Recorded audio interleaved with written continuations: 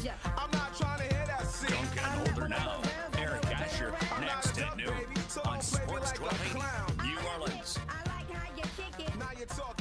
I like that. One more segment here on Dunc Holder, and why not end it with a bang?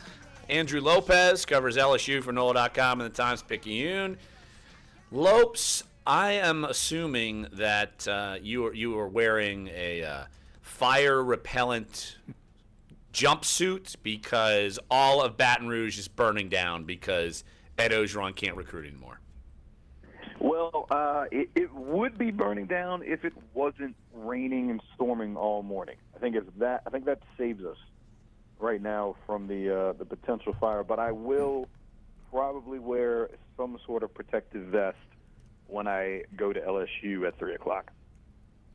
So, Lopes, how big a surprise was this? I mean, I know we all thought Alabama was getting in the picture with Surtain, but can you describe what the feelings like in Baton Rouge over losing this kid?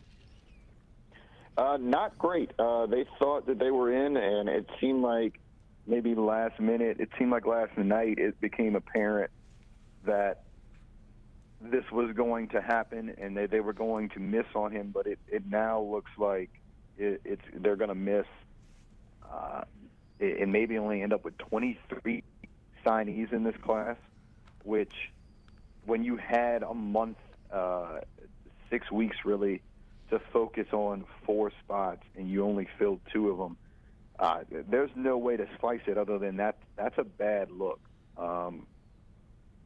That's just not a good look right now. So it's one of those deals where it's looking pretty bad, but you still have some good pieces. You now have an extra spot to kind of do some things where you can maybe add a couple of guys in the late guys, late transfer, late signees, late qualifiers, and then maybe you have 26 or 27 spots for next year. So there are some positives, but when you're built around being a recruiter and being a closer and having one coordinator handle offense and another coordinator handle defense, and you're just there to handle recruiting and you don't close, that's a bad look. Lopes, Patrick Surtain, and Mario Goodrich, both are cornerbacks. LSU known for being DBU, and they're going elsewhere. Which one was more of a surprise, or were they just both surprises? Because we've talked with you and we've talked with others. Both seemed like they were ready to go, signed, sealed, and delivered. Goodrich, I think, Surtain was most certainly the bigger surprise. You had a spot. Surtain was one spot. Chase was another spot, and then you were trying to get either Goodrich or James Foster for the last spot. The LSU in the last week, LSU staff basically went all in on trying to get James Foster, even though that seemed like a long shot. And these kids realized that, and Mario Goodrich knew that he couldn't commit unless they heard from James Foster. James Foster told them no, and Dabo Swinney swept in and did the same thing that he did last year with Travis Etienne, which was, hey, man, I want you. You can commit right now. You don't have to play this game with us. Last year with Travis Etienne, hey, you just came on my radar. LSU's known about you for years. You've been in their backyard, and they just offered you when they missed on a kid, come play for me. Dabo did the same thing to Mario Goodrich. Well, the one thing that I think would be somewhat of a saving grace, but you correct me if I'm wrong. You know the roster better than I do, but isn't corner an area where they do have some talent? I mean, you got Greedy Williams, obviously, freshman All-American. Christian Fulton is sitting out, right? Didn't he redshirt this year? Yeah, he was out with the undisclosed reasons. Okay. That we never officially knew about, but yeah, he will also be back next year. But they need some depth. It sounds like it would be nice to bring in some of these guys. I mean, Surtain would be a guy that would probably play right away. Well, what does the depth chart look like other than those two guys at the cornerback position? Well, right now, I mean, you wanted, if you were LSU, you wanted to get Surtain to start opposite of Greedy. That's what you really wanted. And now what you're looking at is possibly, well, Maybe we're going to have to look at Christian Fulton if he's going to be back and ready to go, which you expect him to be. If he's back and ready to go at that spot, you're okay. But you just had a season where you brought in all of these different defensive ends, defensive tackles. You don't have anybody else. I mean, you're losing Kelvin Joseph. You're losing Dante Jackson. You're losing Kevin Tolliver. And you're only bringing in Kelvin Joseph, who is really a safety. So you're not bringing in a cornerback. So you're going to have to hope that Kerry Vincent can step up at nickel, or that even Kelvin can move over. You may end up moving a guy like Ed Paris back from safety down to cornerback for a year, because you simply don't have many other options. They have good options in terms of guys that were highly rated and highly recruited, but right now you're looking at guys who really, I think there's maybe like 5 or 6 cornerbacks on the roster. So one guy goes down, that might hurt you. So you're probably looking at Christian Fulton as the outside starter right now if he's ready to go. Kerry Vincent on the inside, you may, like I said, may have to move Ed Paris back down, but there is not a lot of depth. You lost 3 cornerbacks this year, because you also lost Xavier Lewis as well. So things do look a little dicey now, and Corey Raymond is going to have his work cut out for him in that secondary and what this team's going to be able to do next year. Andrew Lopez covers LSU for NOLA.com and the Times-Picayune, joining us right here on Dunc Holder. What do you make of Kelvin Joseph's comments? You were at Scotlandville, and to me, it was kind of telling. Basically, that he feels like LSU isn't where they should be right now, and I find it refreshing because he's right.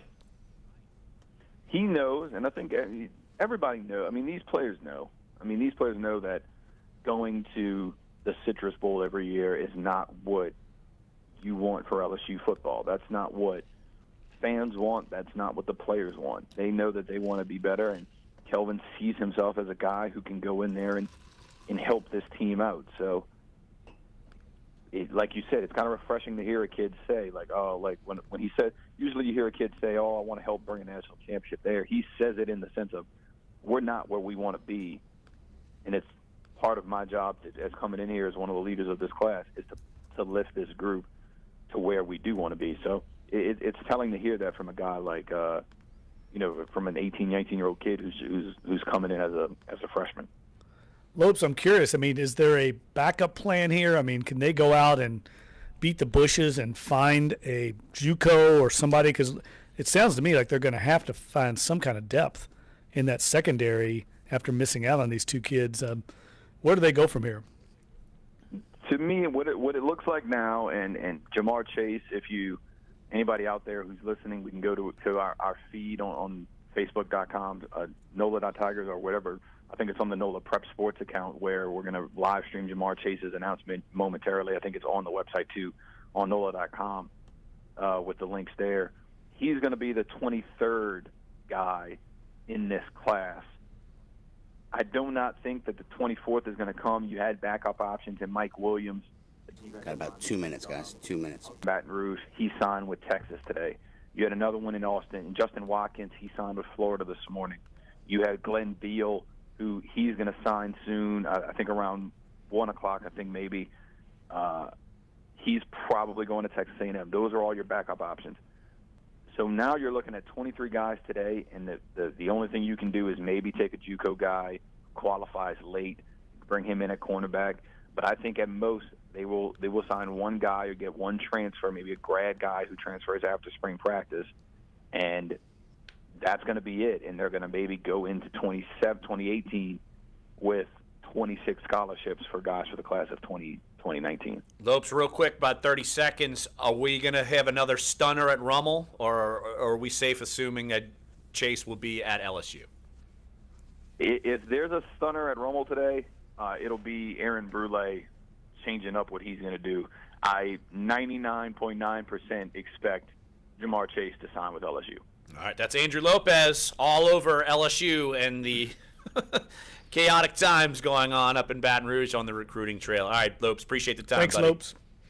No problem, guys. All right, I think that's going to wrap up today's show. Want to thank Will Guillory, of course, covers the Pelicans. He will be at the Smoothie King Center tonight as the Pels host the Indiana Pacers. Want to thank Andrew Lopez. Busy day.